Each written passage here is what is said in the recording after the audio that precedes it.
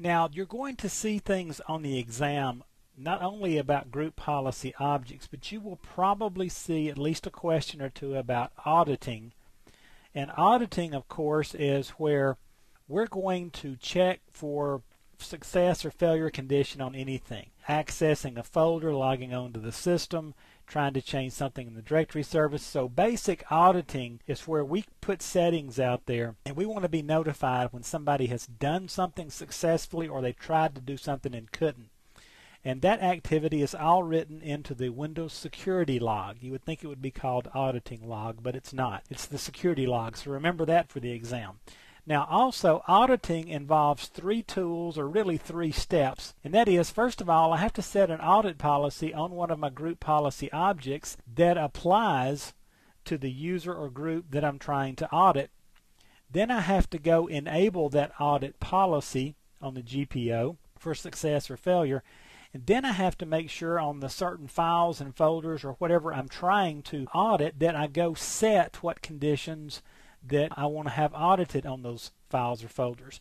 And this can be confusing. The first couple of times you do this, you probably won't get it to work. In the next video, in part 2, I'm going to go through this process of setting one up. You may well see us have to kind of bang on the side a little bit to get it all going. It can be kind of tricky. It's not really hard, it's just a lot of steps, and it's hard. If you don't, you have to get in a quiet room and concentrate. Now I want to go ahead and talk to you about one thing that you most likely will see mentioned on the exam, and you need to know about this in the real world as well. And that is when we're auditing directory service changes. When somebody makes a change to Active Directory, they change an attribute on any of the objects.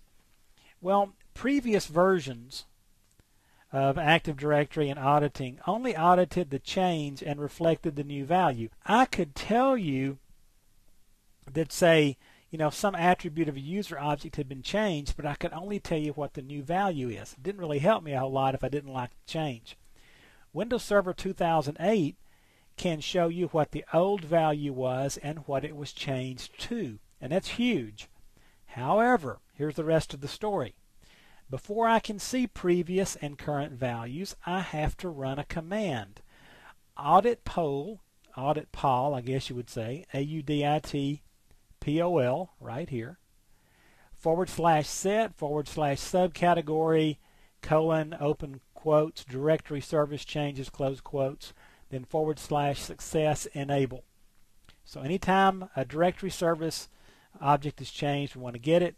Now, if you're going to turn this on and do this, you need to go out on TechNet and do a search and read on this, because there can be some things that you need to be aware of, and we won't get into all of them here, but just go out there and read on TechNet before you turn that on. But for the purposes of the exam, just know that you can run this audit POL tool and turn on those previous and current values in auditing. Now, this has to be turned on. If you don't run the audit POL tool, then auditing is going to function as always in previous versions, capturing only the current value. So watch for questions that pertain to that on the exam. Now that's pretty straightforward with what it is with auditing, but in the next video, Auditing with GPOs Part 2, we're going to actually go in and turn in auditing on a folder where we can't get access to it and have a failure, and see that in the security log. And you'll just kind of see the steps we have to go through. So join me in Auditing with GPOs Part 2 to see that.